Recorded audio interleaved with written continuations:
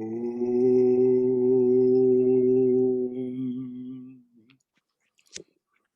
Om.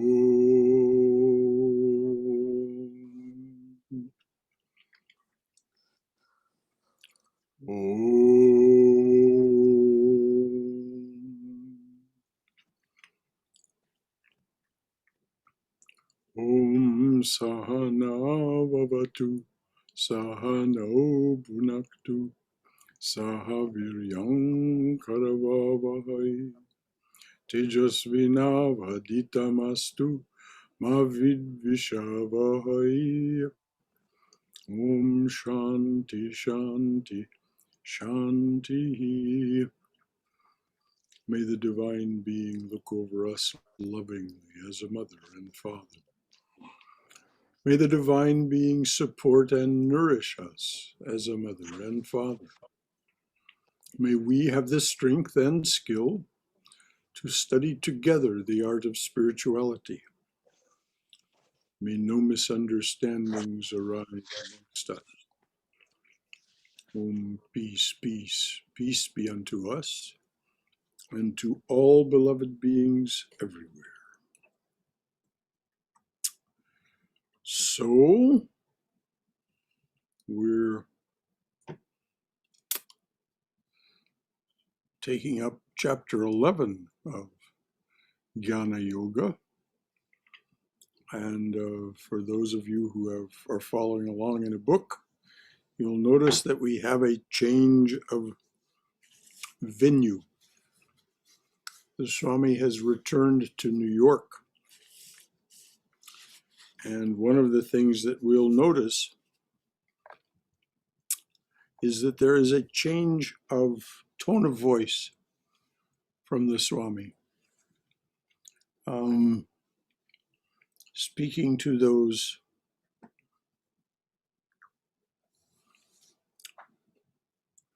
late 19th century Londoners, he had one frame of reference and therefore a tone of voice. Speaking with the people in New York, with whom it seems he felt more comfortable, more at home.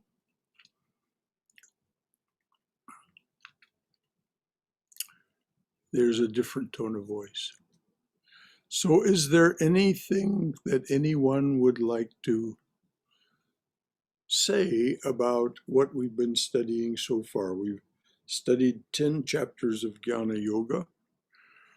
We've covered a lot of ground.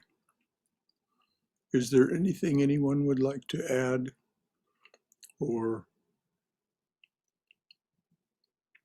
ask that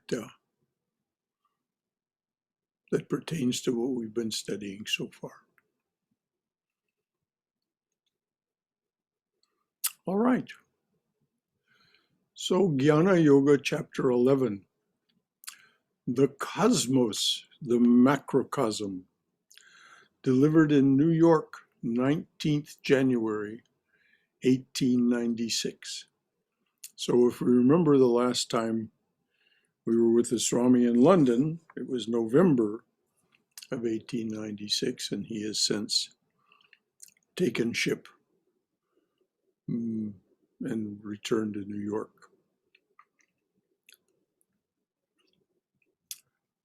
The cosmos, the macrocosm. The flowers that we see all around us are beautiful. Beautiful is the rising of the morning sun. Beautiful are the variegated hues of nature. The whole universe is beautiful, and man has been enjoying it since his appearance on earth. Sublime and awe-inspiring are the mountains, the gigantic rushing rivers roaring toward the sea, the trackless deserts, the infinite ocean, the starry heavens. All these are awe-inspiring, sublime, and beautiful indeed. The whole mass of existence, which we call nature, has been acting on the human mind since time immemorial. It has been acting on the thought of man. And as its reaction has come out, as its reaction has come out, the question, what are these? Whence are they? As far back as the time of the oldest portion of that most ancient human composition, the Vedas, we find the same question asked. Whence is this? When there was neither aught nor not, and darkness was hidden in darkness. Listen how Swami phrases this. This is so beautiful. When there was neither aught nor not, and darkness was hidden in darkness, who projected this universe? How? Who knows this secret? And the question has come down to us at the present time. Millions of attempts have been made to answer it, yet millions of times it will have to be answered again. It is not that each answer was a failure. Every answer to this question contained a part of the truth, and this truth gathers strength as it rolls on. I will try to present before you the outline of the answer that I have gathered from the ancient philosophers of India in harmony with modern knowledge.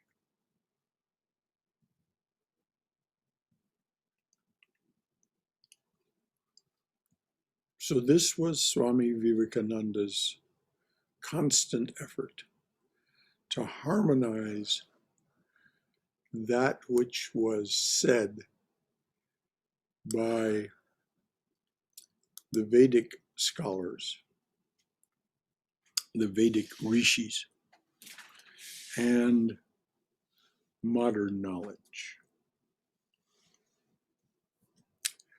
We find that in this oldest of questions, a few points had been already solved. The first is that there was a time when there was neither aught nor not, when this world did not exist. Our Mother Earth, with the seas and oceans, the rivers and mountains, cities and villages, human races, animals, plants, birds and plants, and luminaries, all this infinite variety of creation had no existence. Are we sure of that? We will try to trace how this conclusion is arrived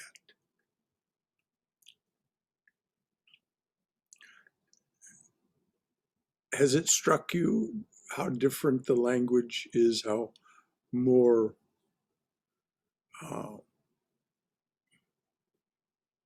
familiar and companionable, so to speak, the Swami is?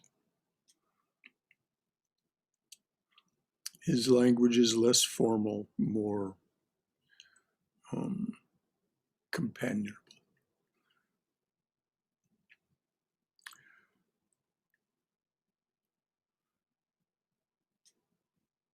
What does man see around him? Take a little plant. He put a seed in the ground, and later he finds a plant he finds a plant peep out. Itself, in it, lift itself, peep out. He finds a plant peep out, lift itself slowly above the ground, and grow till it becomes a gigantic tree. Then it dies, leaving only the seed. It completes the circle. It comes out of the seed, becomes the tree, and ends in the seed again.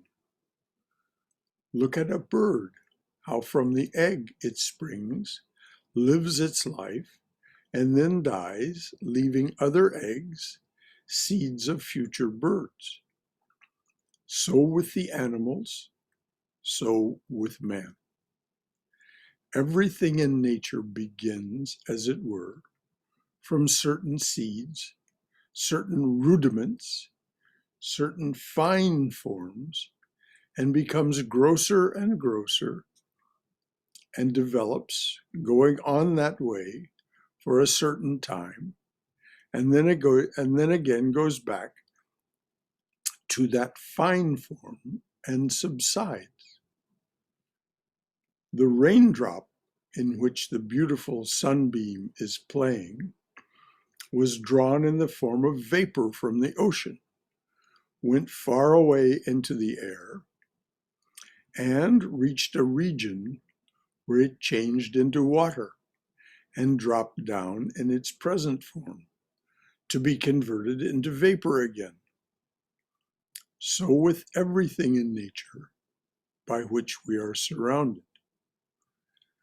We know that the huge mountains are being worked upon by glaciers and rivers, which are slowly but surely pounding them and pulverizing them into sand that drifts away into the ocean, where it settles down on its bed, layer after layer, becoming hard as rocks, once more to be heaped up into mountains of a future generation. Now, I'd like to point out that plate tectonics was not known, was not a geological idea in the time of Swamiji. This was his insight. This was his own insight. Once more to be heaped up into mountains of a future generation. As a matter of fact, when plate tectonics and this whole business of plates diving under one another and giving rise to mountain ranges and volcanism and so on, when that was first mooted as an idea, it was denounced by the geologic community. But here Swamiji is talking about it in 1896.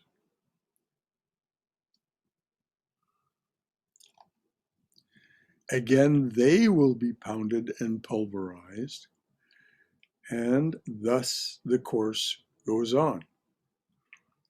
From sand rise these mountains, unto sand they go.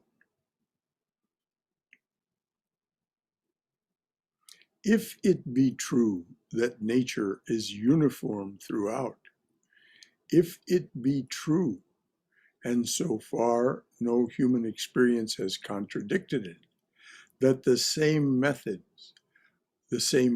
under which a small grain of sand is created works in creating the gigantic suns and stars and all this universe.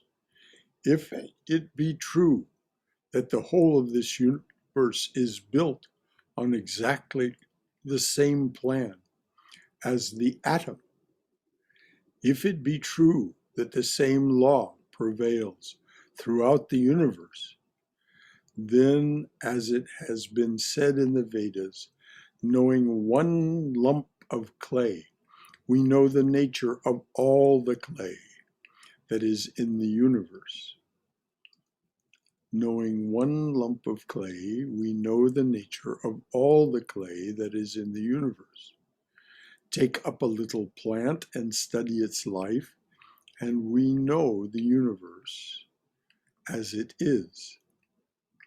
If we know one grain of sand, we understand the secret of the whole universe. Applying this course of reasoning to phenomena, we find in the first place that everything is almost similar at the beginning, and at the end. The mountain comes from the sand and goes back to sand. The river comes out of vapor and goes back to vapor. Plant life comes from the seed and goes back to the seed. Human life comes out of the human germs and goes back to human germs. The universe with its stars and planets has come out of a nebulous state and must go back into it. What do we learn from this? That the manifested or the grosser state is the effect and the finer state the cause. Thousands of years ago, it was demonstrated by Kapila, the great father of all philosophy, that destruction means going back to the cause. If this table here is destroyed, it will go back to its cause, to those fine forms and particles which combined made this form which we call a table. If a man dies, he will go back to the elements which gave him his body. If this earth dies, it will go back to the elements which gave it form. This is what is called destruction, going back to the cause.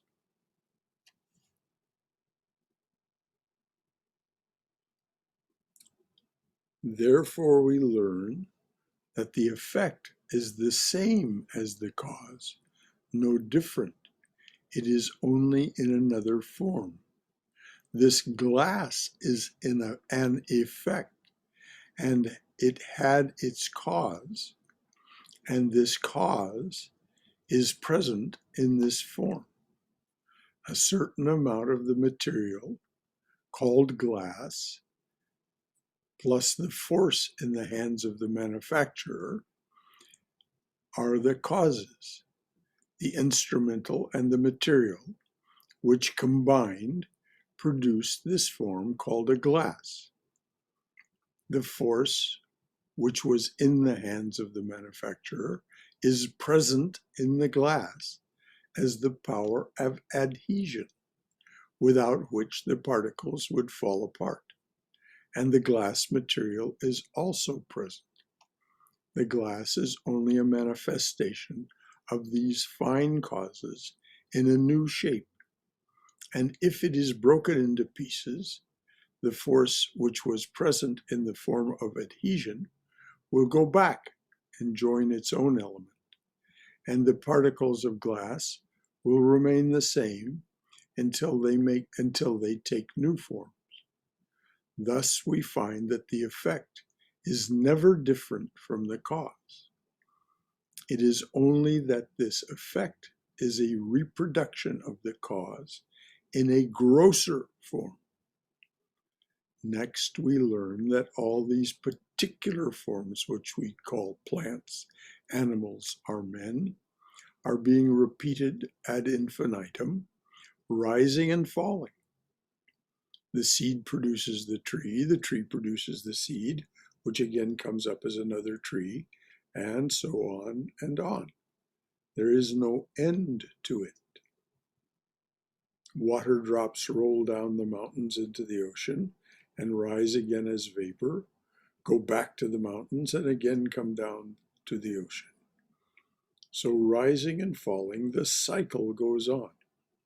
So with all lives, so with all existence that we can see, feel, hear, or imagine. Everything that is within the bounds of our knowledge is proceeding in the same way, like breathing out and breathing in, like breathing in and breathing out in the human body. Let me read that again. Everything that is within the bounds of our knowledge is proceeding in the same way, like breathing in and breathing out in the human body. Everything in creation goes on in this form, one wave rising, another falling, rising again, falling again. Each wave has its hollow. Each hollow has its wave. The same law must apply to the universe, taken as a whole, because of its uniformity. This universe must be resolved into its causes. The sun, the moon, stars, and earth, the body and the mind, and everything in this universe must return to their finer causes, disappear, be destroyed, as it were. But they will live in the causes, as fine forms. Out of these fine forms, they will emerge again as new earths, suns, moons, and stars.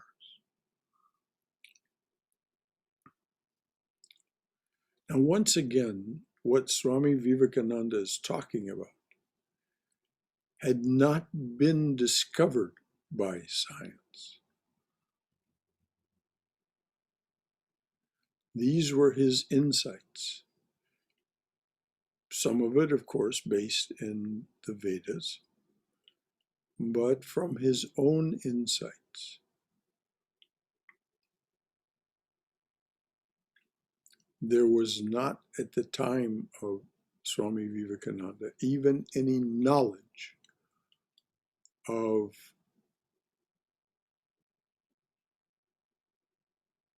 you can find all of this, by the way, in the film Everything and Nothing, what was known at the time that Swami Vivekananda was speaking here. There was still a very rudimentary idea of what the cosmos was. There was no knowledge of the Milky Way as such, as of our galaxy as such, let alone the galaxies beyond it. This didn't come until much later, the science of this. But yet Swami was already talking about the fact that the explosion of a great star, a supernova, will produce all kinds of elements that then later become other stars, planets, and so on. For that matter, moons and comets and whatnot.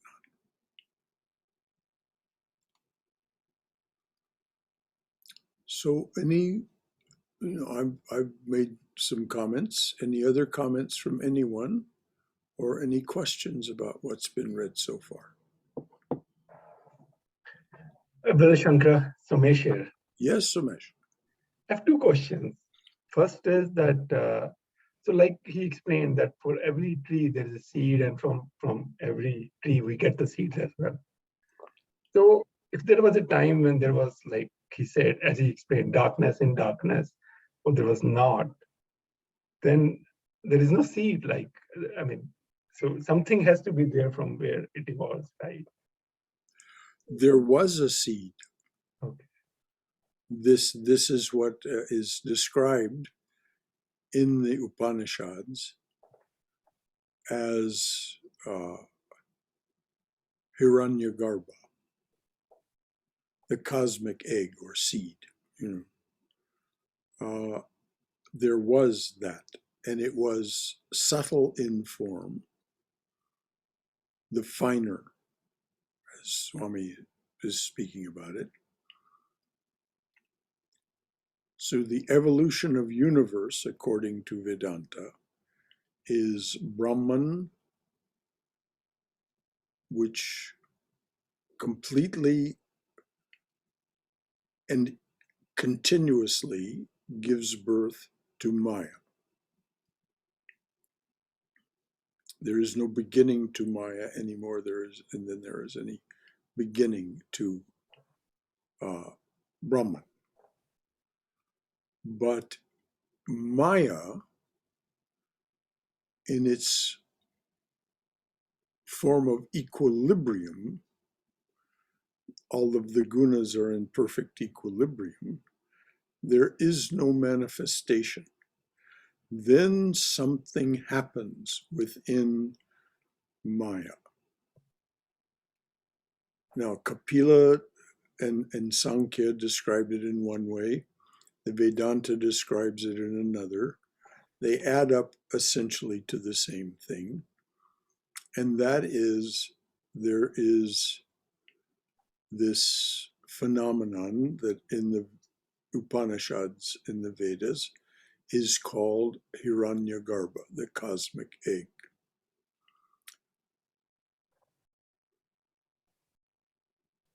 When the gunas are in disequilibrium, they begin to make finer and fine. They are themselves fine. They make other fine combinations. This is described in Sankhya.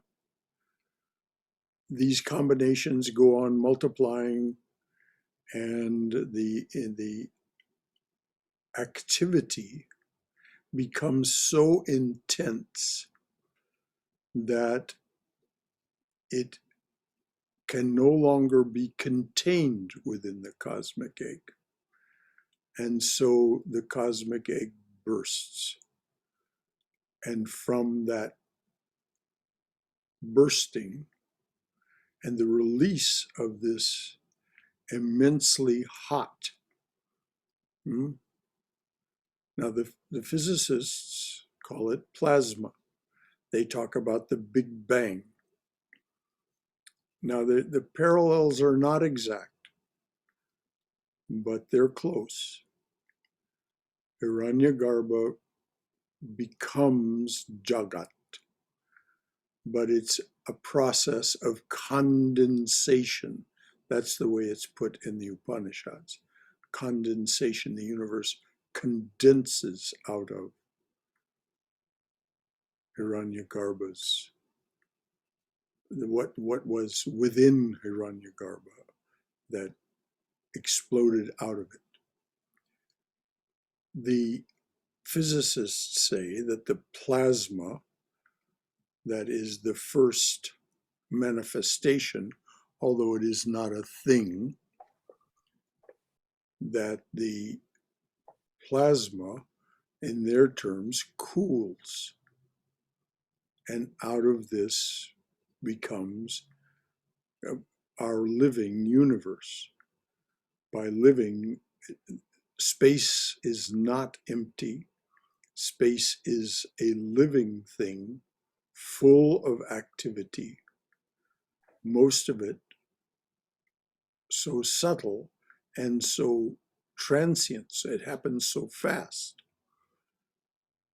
As I say, if you want to know the details of this as it was discovered and defined by astrophysicists as of 2016, you can watch that film, Everything and Nothing. It's a wonderful documentary about how astrophysicists explain the appearance of manifestation and the fact that it is exactly cyclic, goes in cycles, as Swami Vivekananda is saying.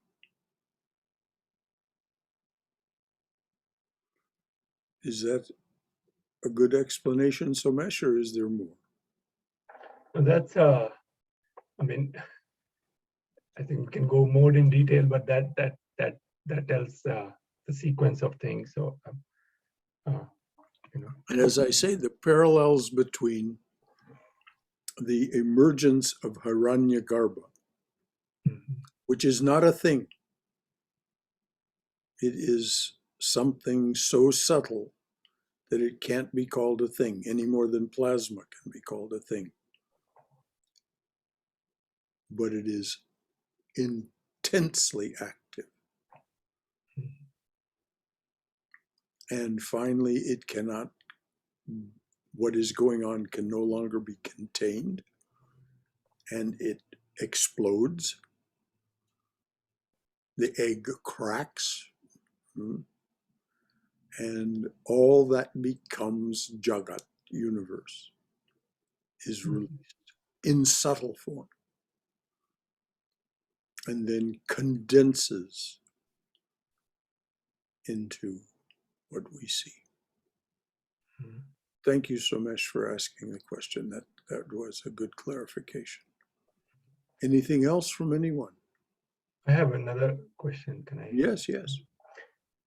So, like Swamiji said, that the Earth it has evolved, and then it may have an end of life as well, and then again evolve.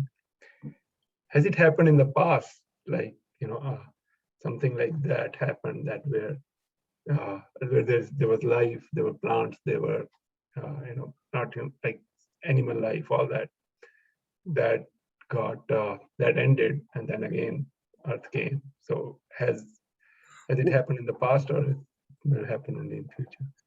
Our solar system is about 4 billion years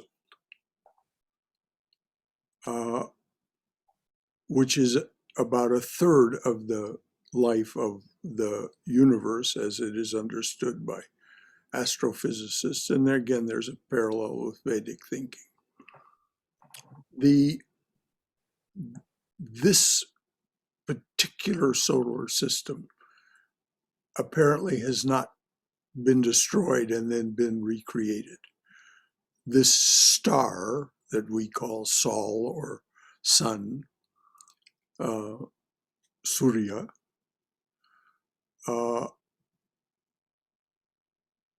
condensed out of the cloud of hydrogen and dust and so on. But there had been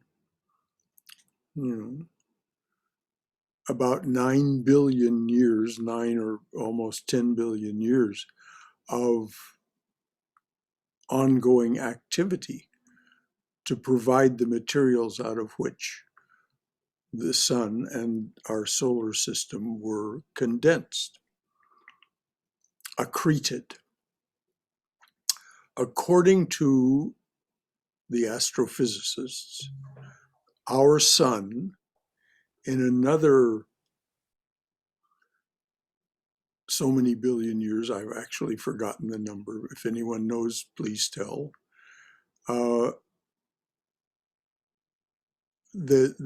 Our sun will become a red giant. It won't go nova. It will simply expand. That is to say, that which is holding it together, the mass within it, will have been sufficiently consumed that the gravitation that holds it at its present size will not be enough to hold it at that size. And so it will expand, and it will consume Mercury, Venus, the Earth, and Mars. There's a lot of, I won't say controversy because I don't know that's true, but there seems to be less agreement about what happens next. What will be the effect on the outer planets, the giant gas planets and ice planets. If there have been some definitions of that, I don't know them. But the Earth will be consumed by the sun as it becomes a red giant. There are many, many red giant stars in our galaxy. There are red dwarfs as well. There's all manner of number of different kinds of stars. So ultimately, the sun will consume all of the fuel that sustains it, and it will go dark. But that's a long, long time off. And if I have ever read what happens after that, I don't recall it.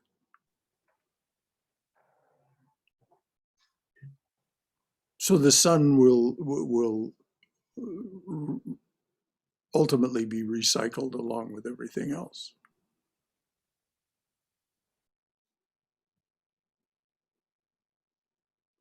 Anything else from anyone? Thank you, Somesh.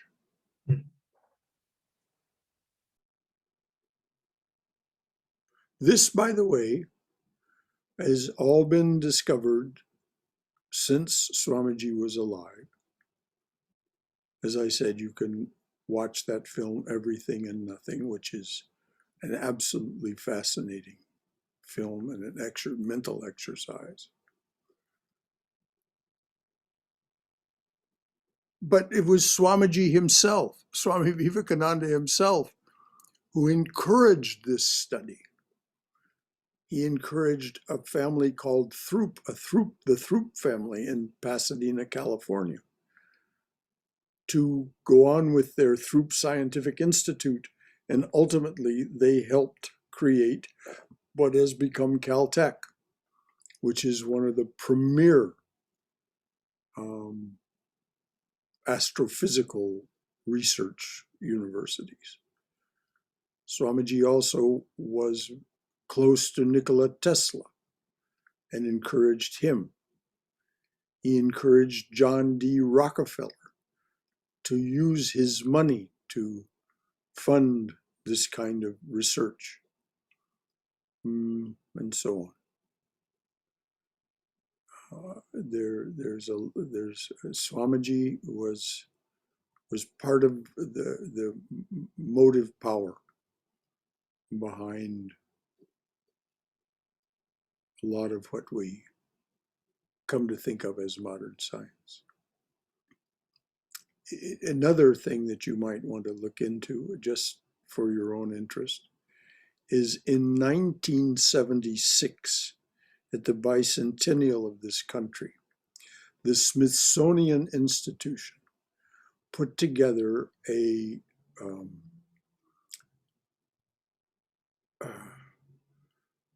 they selected 26 people who had come from outside the country that didn't stay here.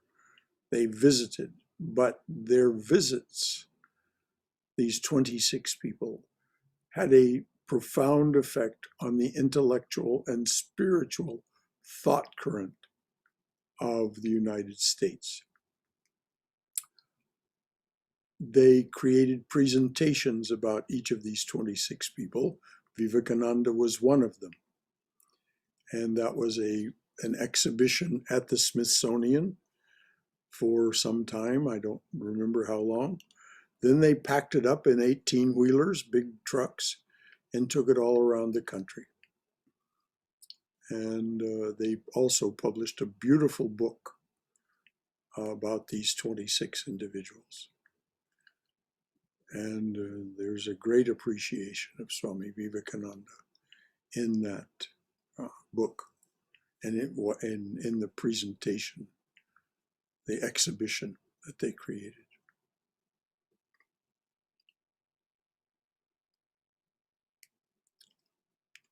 Anything else from anyone? Okay.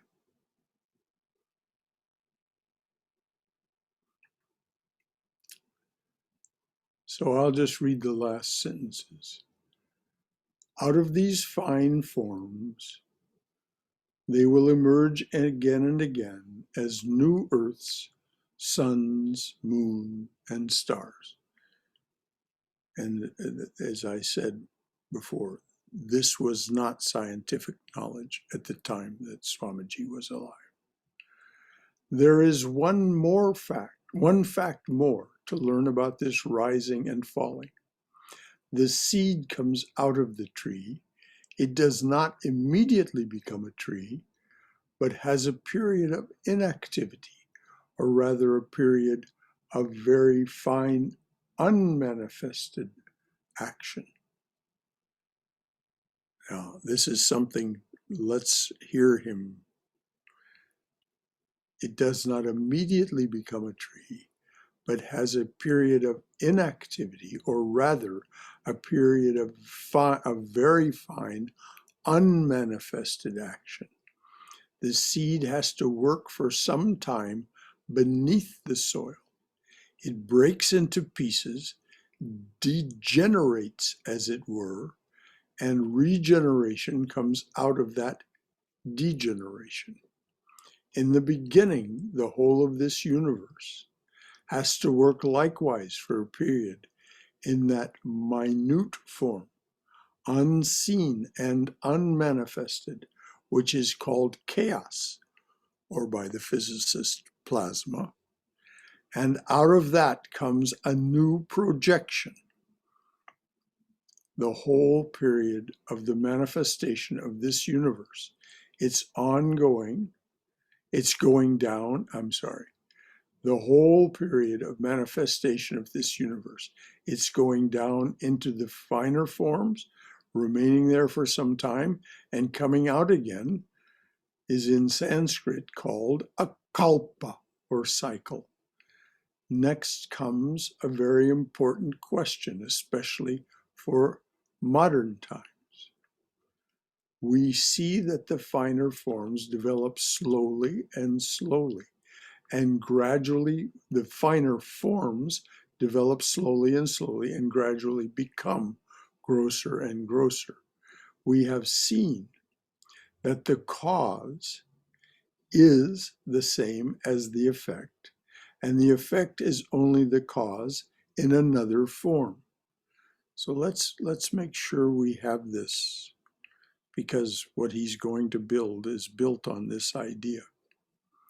We have seen that the cause is the same as the effect, and the effect is only the cause in another form.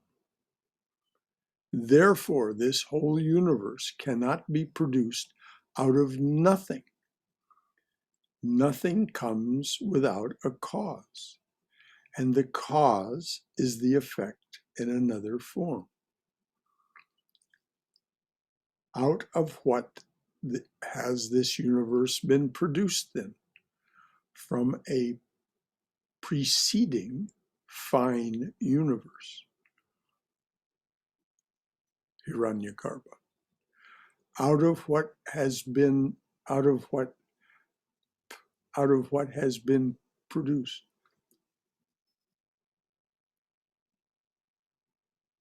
Out of what has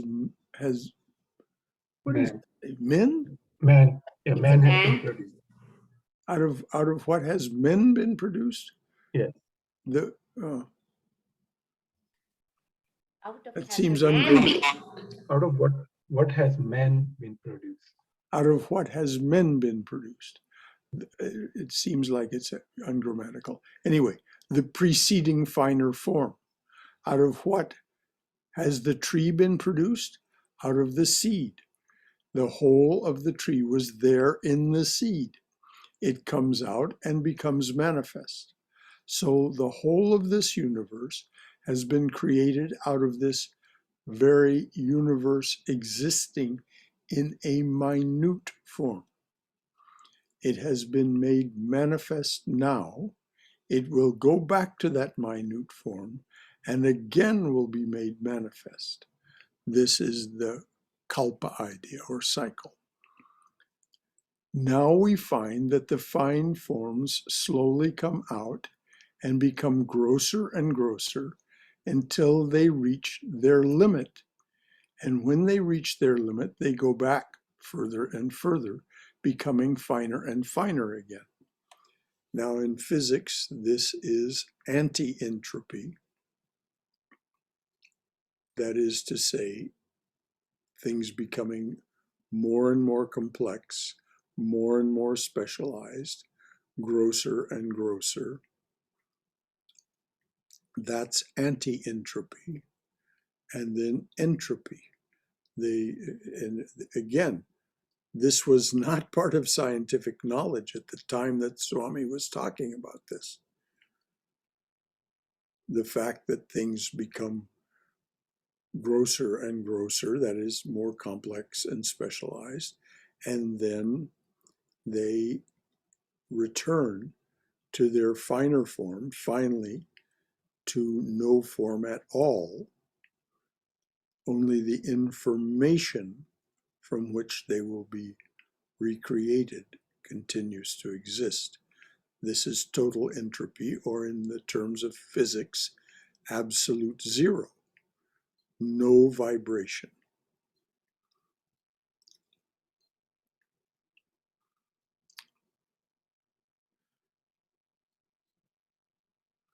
They become grosser and grosser until they reach their limit. And when they reach their limit, they go back further and further, becoming finer and finer again. This coming out of the fine and becoming gross, simply changing the arrangements of its parts, as it were, is what in modern times is called evolution. This is very true, perfectly true. We see it in our lives. No rational man can possibly quarrel with these evolutionists. But we have to learn one thing more. We have to go one step further. And what is that? That every evolution is preceded, that every evolution is preceded by an involution. The seed is the father of the tree, but another tree was itself the father of the seed. The seed is the fine form out of which the big tree comes, and another big tree was the form which is involved in that seed.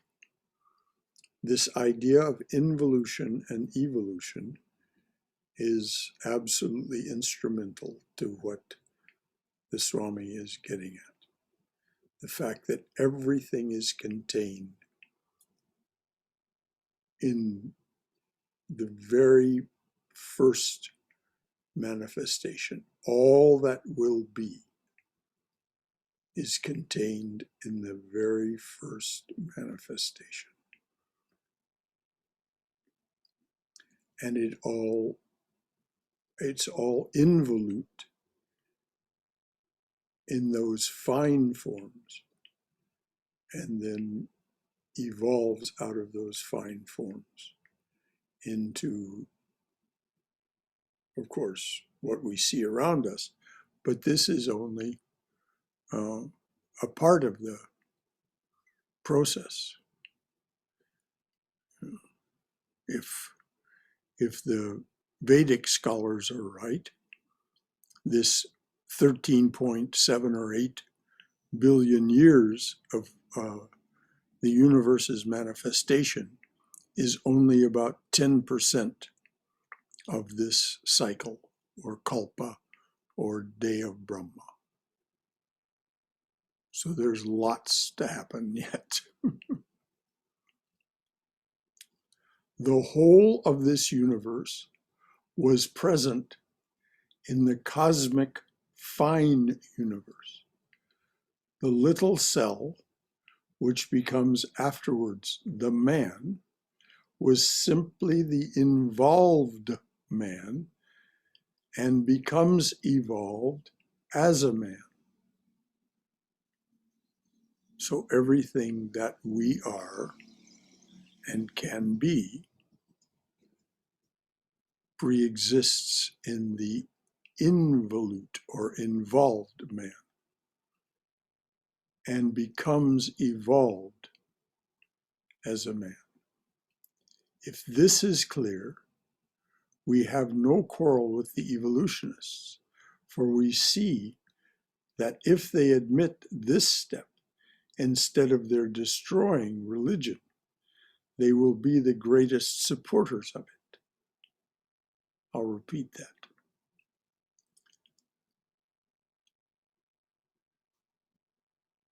the little cell, which becomes afterwards the human being, was simply the involved human being and becomes evolved as a human being.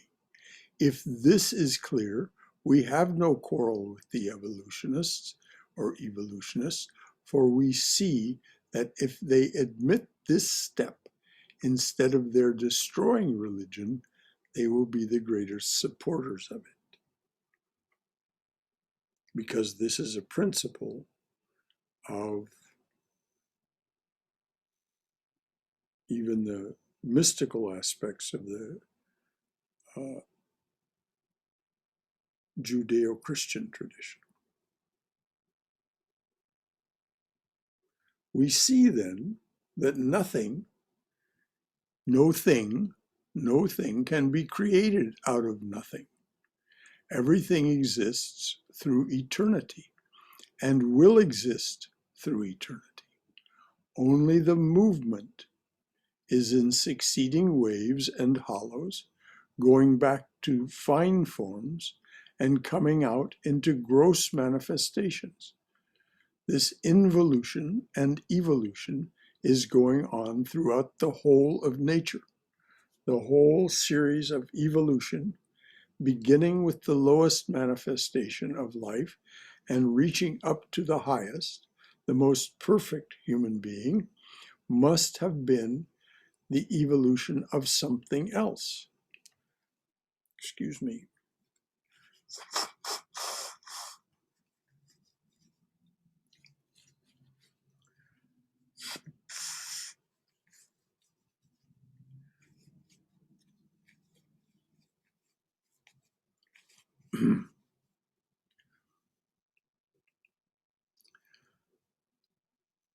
The whole series of evolution, beginning with the lowest manifestation of life and reaching up into the highest, the most perfect human being, must have been the involution of something else. The question is, the involution of what? What was involved? God. The evolutionist will tell you that your idea that it was God is wrong. Why? Because you see God is intelligent. But we find that intelligence develops much later in the course of evolution. It is in human beings and the higher animals that we find intelligence. But millions of years have passed in this world before this intelligence came. This objection of the evolutionists does not hold water, as we shall see by applying our theory. The tree comes out of the seed, goes back to the seed. The beginning and the end are the same. The earth comes out of its cause and returns to it. We know that if we can find the beginning, we can find the end.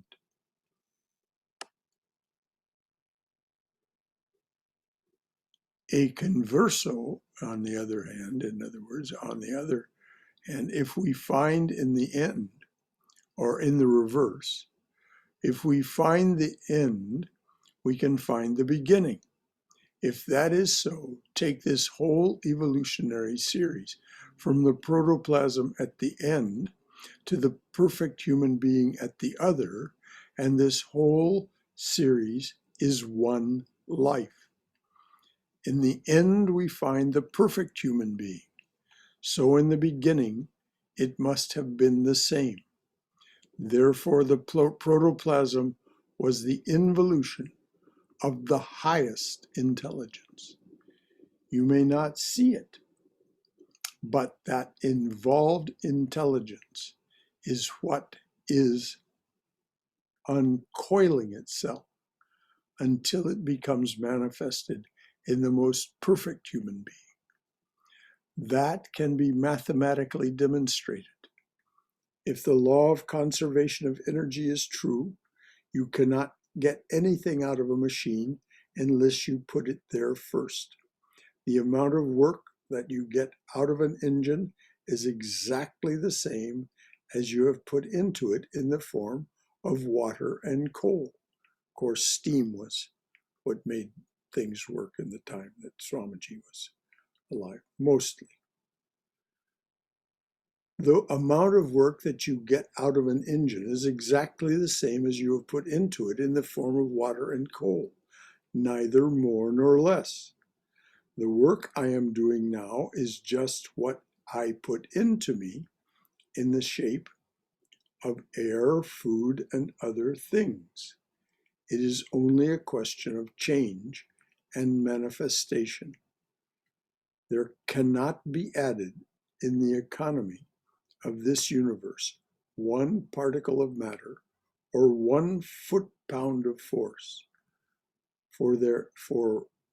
nor can one particle of matter or 1 foot-pound of force be taken out.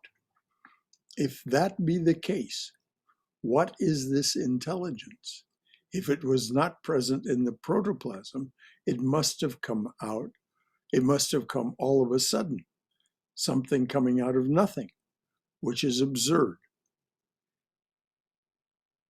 It therefore follows absolutely that the perfect human being, the free human being, the God human being, who has gone beyond the laws of nature and transcended everything, who has no more to go through the process of evolution through birth and death, that human being, called the Christ man by the Christians and the Buddha man by the Buddhists and the free by the yogis, that perfect human being who is at the end of the chain of evolution was involved in the cell of the protoplasm, which is at the other end of the same chain.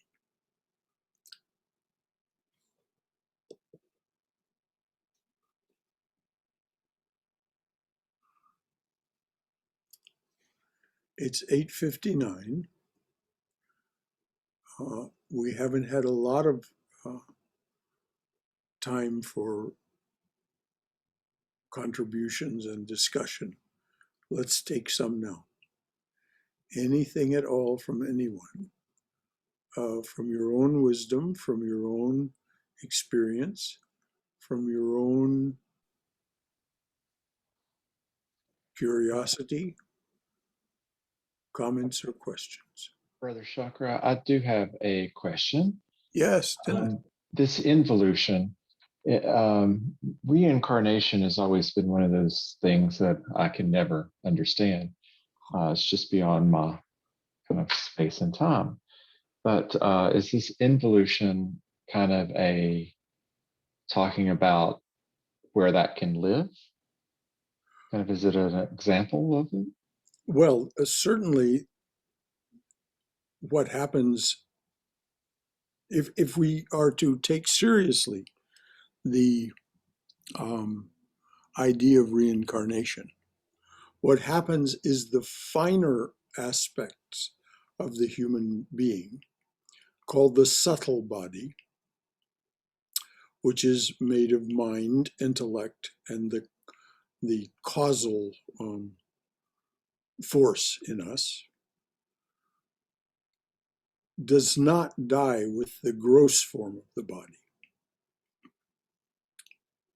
It simply goes into another realm, which is described for us by those people who describe near-death experiences.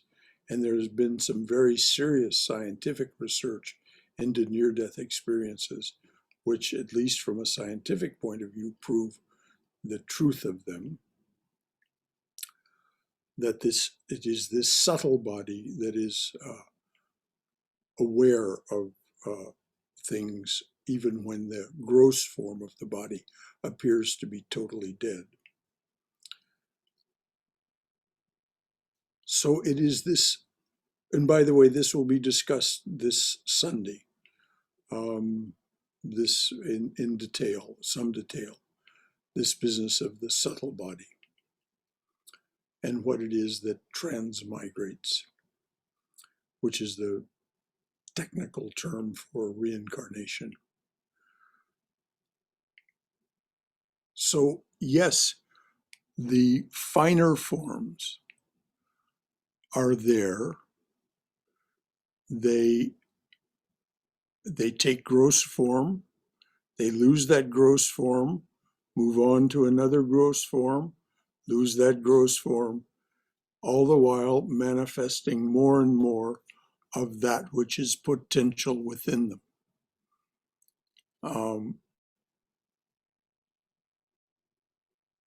There are parallels in astrophysics for what actually happens to systems,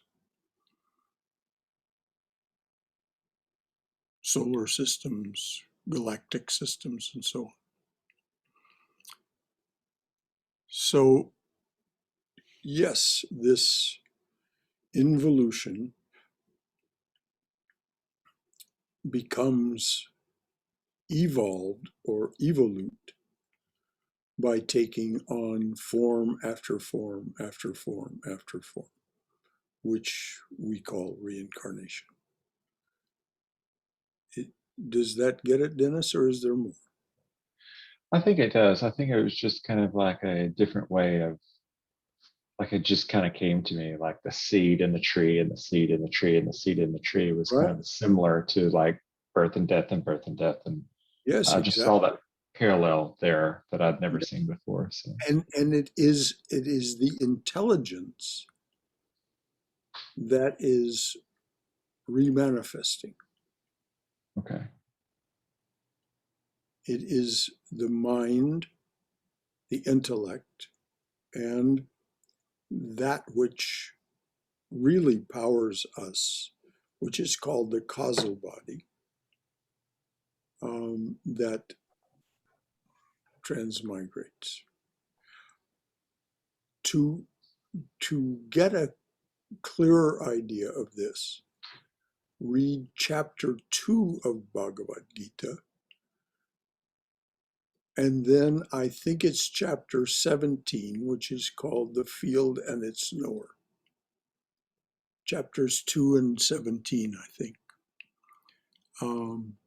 to get a good idea of what Krishna has to say about this coming and going, this apparent coming and going. You know, of course, from a spiritual point of view, we never die. That which is manifesting this, which in yogic terms is called the Atman, is immortal. It's never born, it never dies. It simply observes this activity.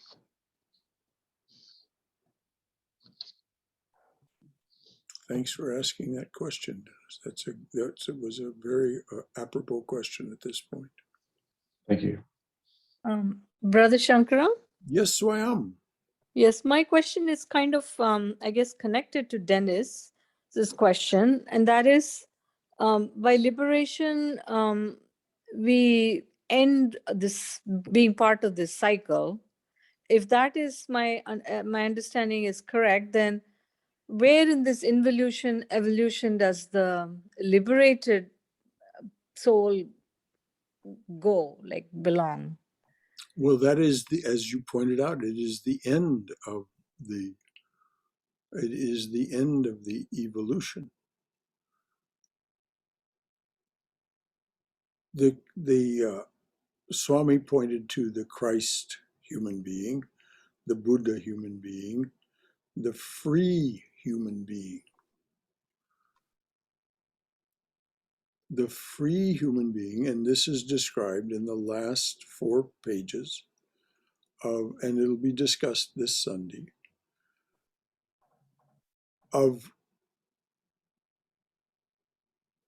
we actually, that which has taken form first as the subtle body and then the gross body, it is formed, according to the way it's discussed, that subtle body and therefore the gross body are formed of the gunas. The gunas, it isn't that the gunas are the body, they are what creates out of the materials the five elements. They create the subtle body and the gross body. At the end of this process, which is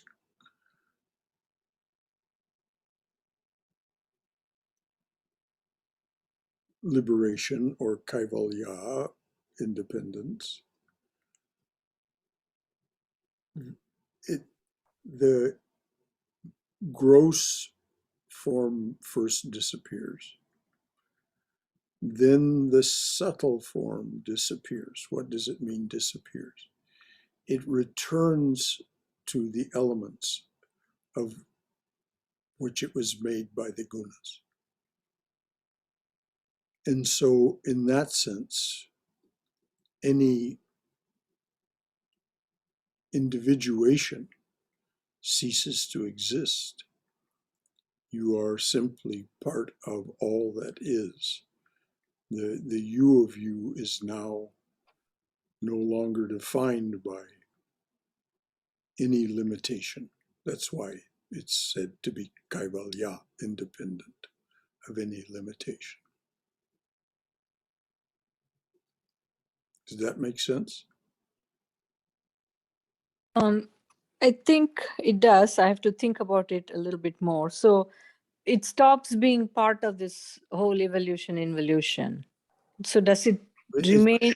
Its evolution is complete. Okay.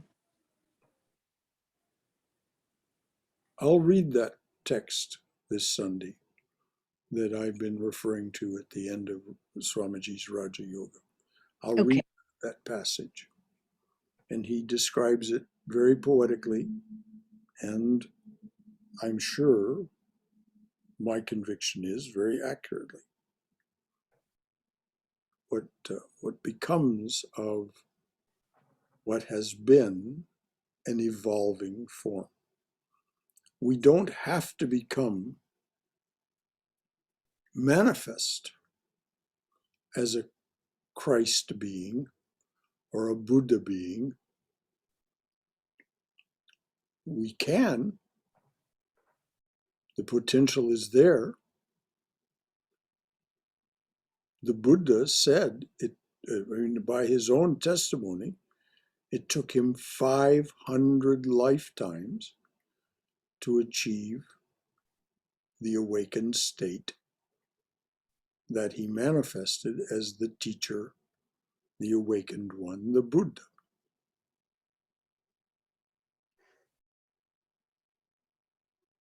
And that was just the last part. the last 500 lifetimes. But apparently there was a deliberate intention to become what he became.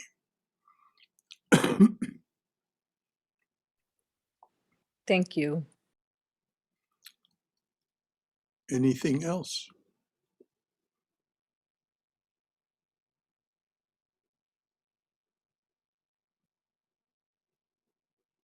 Okay.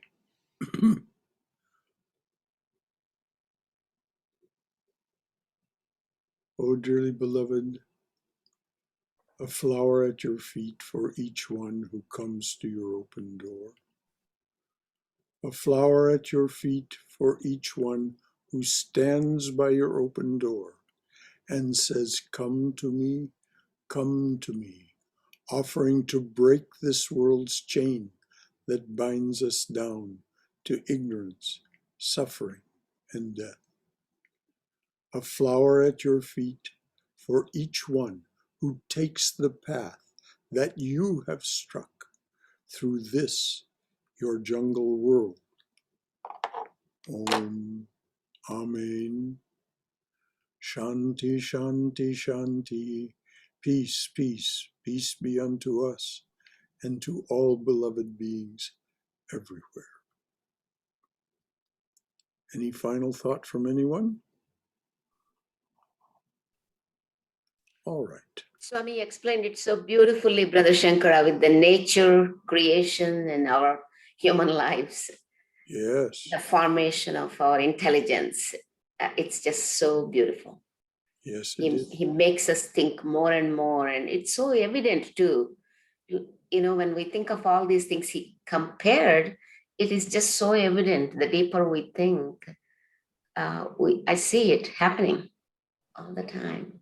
Thank you so much. Wonderful readings. Thank you. Thanks, everybody. Well, we'll take it up next week. There's a good bit more of this talk.